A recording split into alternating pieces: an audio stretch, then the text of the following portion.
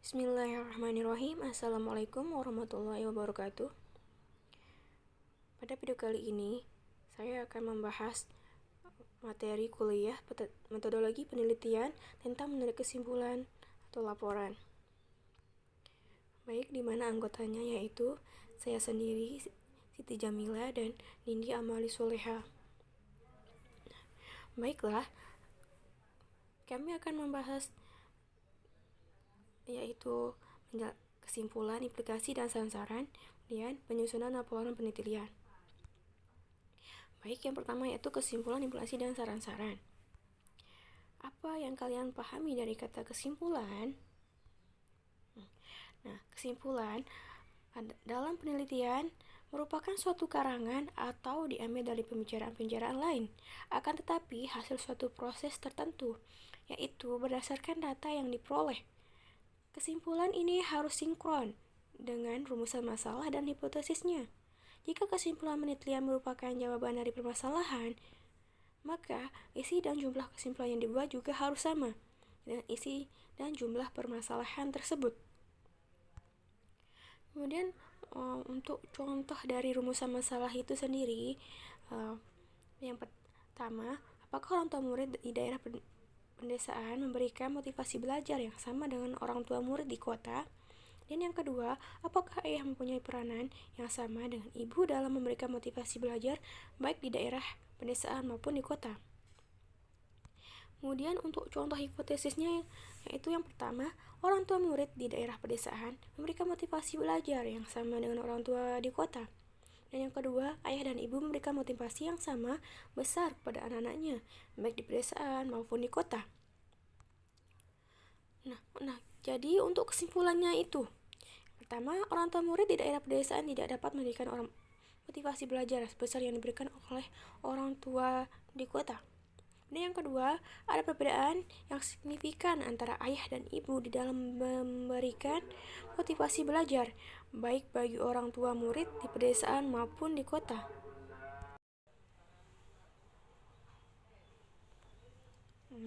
Kemudian dalam menarik kesimpulan harus didasarkan atas data yang tepat.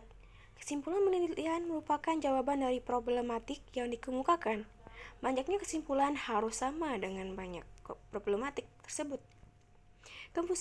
Kesimpulan penelitian dibedakan menjadi dua, yaitu kesimpulan penelitian non-statistik dan kesimpulan penelitian statistik. Baiklah, yang pertama yaitu kesimpulan penelitian non-statistik. Penelitian non-statistik merupakan kesimpulan yang ditarik berdasarkan data yang sudah diolah. Maka menarik kesimpulan dilakukan sejalan dengan cara mengolah data atau statistik dan non-statistik tersebut. Ditinjau dari jenis data, tepat dibedakan.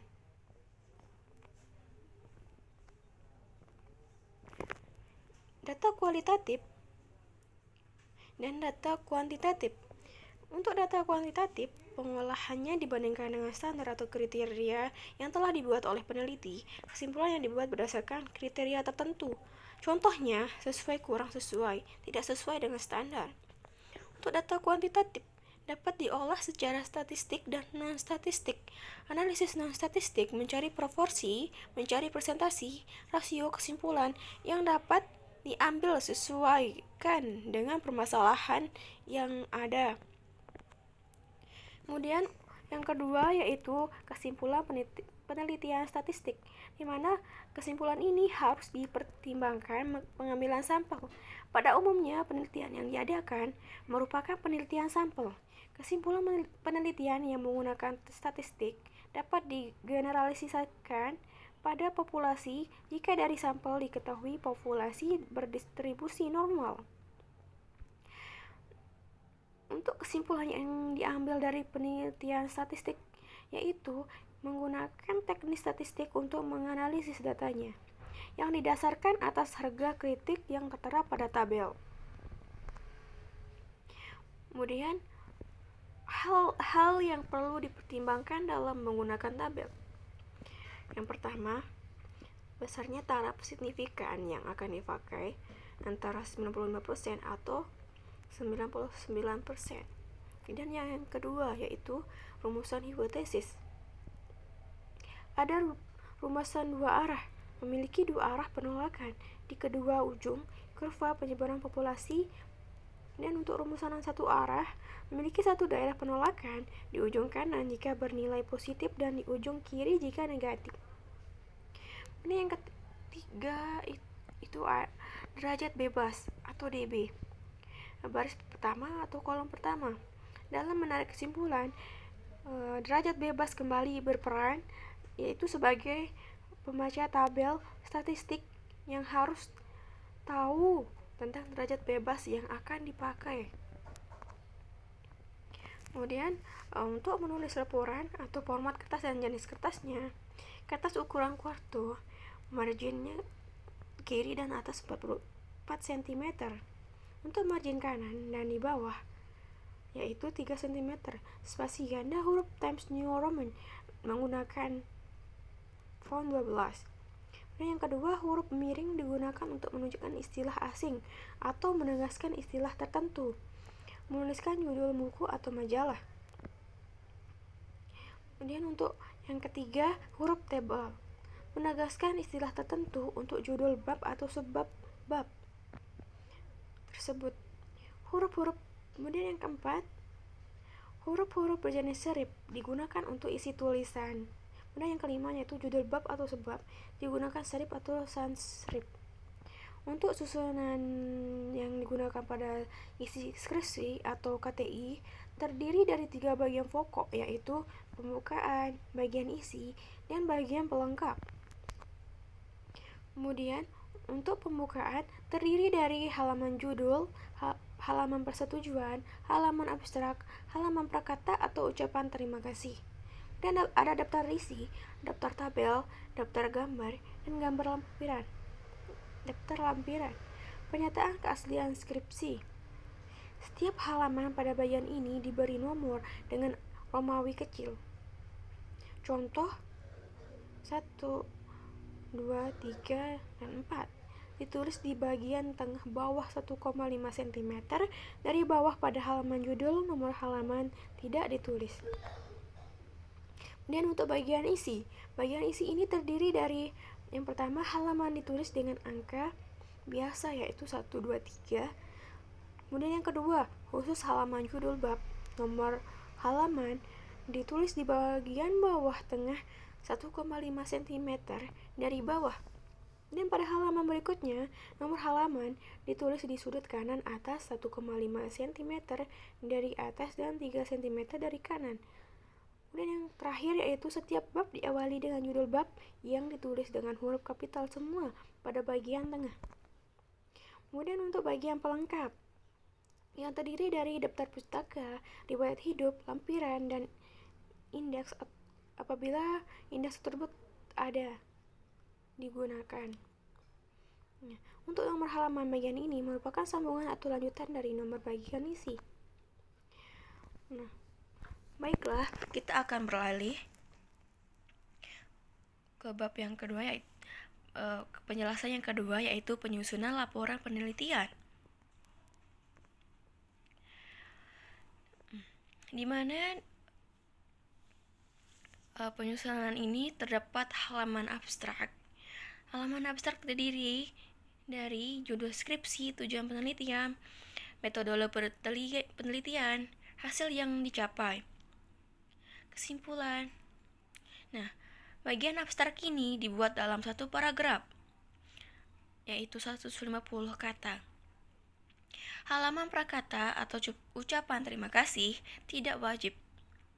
Berisi ungkapan pribadi mengenai usaha yang telah dilakukan selama proyek atau penelitian dan diakhiri dengan ucapan terima kasih atau pembimbing lembaga, perusahaan, instansi, sponsor, dan lain-lain.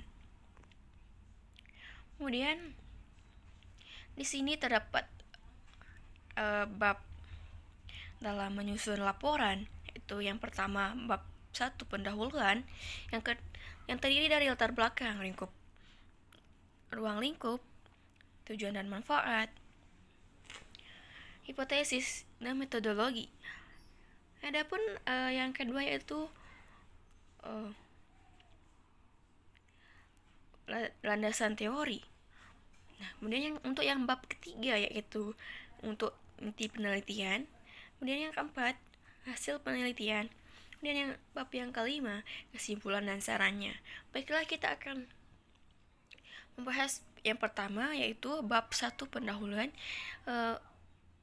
di mana bab 1 ini untuk pendahuluan adalah latar belakang, di mana latar belakang dari umum sampai topik yang dibahas itu meliputi gambaran permasalahan, alasan pemilihan permasalahan, mengapa tertarik untuk mengambil topik ini, identifikasi masalah, istilah teknis jika ada yang perlu digunakan. Kemudian ruang lingkup. Ruang lingkup di sini meliputi batasan masalah yang akan dikerjakan dan asumsi atau hal-hal yang sudah dianggap benar oleh peneliti. Kemudian tujuan dan manfaat. Tujuan penelitian adalah untuk menganalisis dan merancang. Nah, manfaat penelitian adalah diperolehnya informasi tentang apa yang telah peneliti lakukan. Adapun manfaat-manfaat yang diperoleh adalah sebagai berikut. Yang pertama itu hipotesis. Jikalau ada yang perlu digunakan oleh peneliti. Kemudian yang kedua ada metodologi.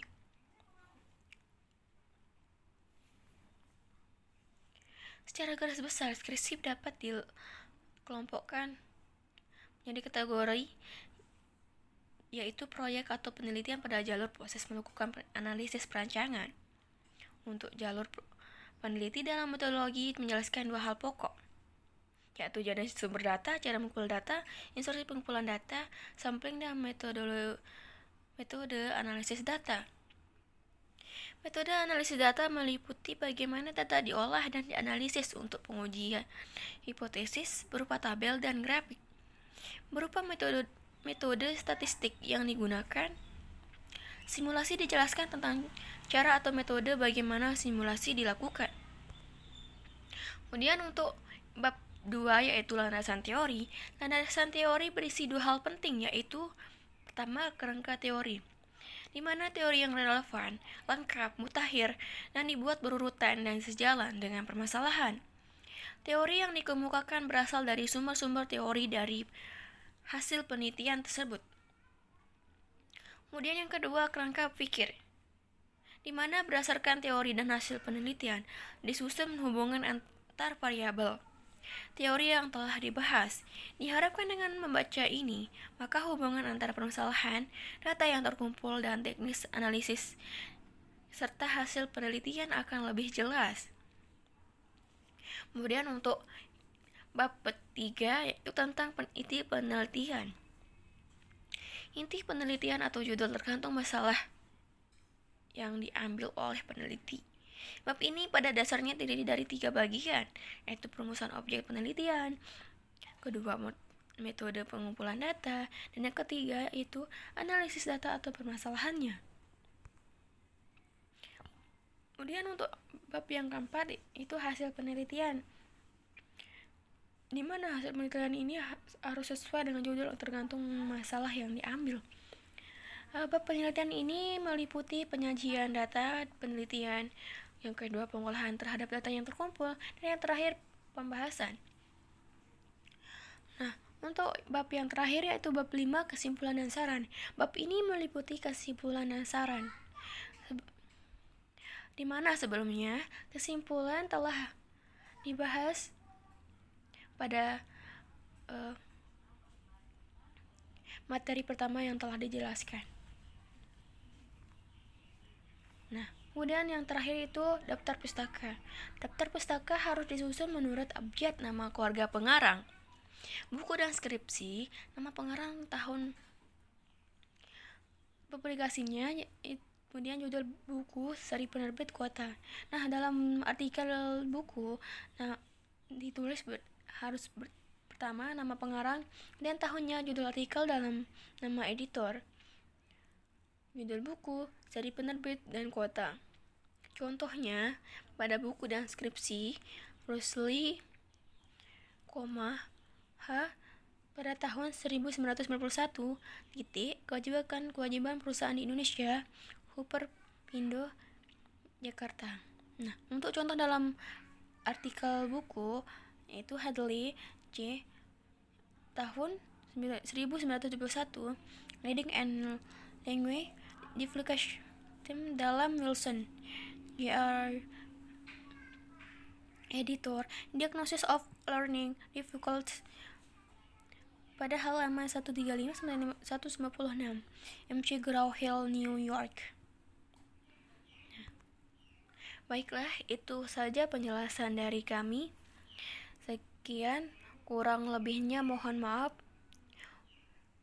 Assalamualaikum warahmatullahi wabarakatuh.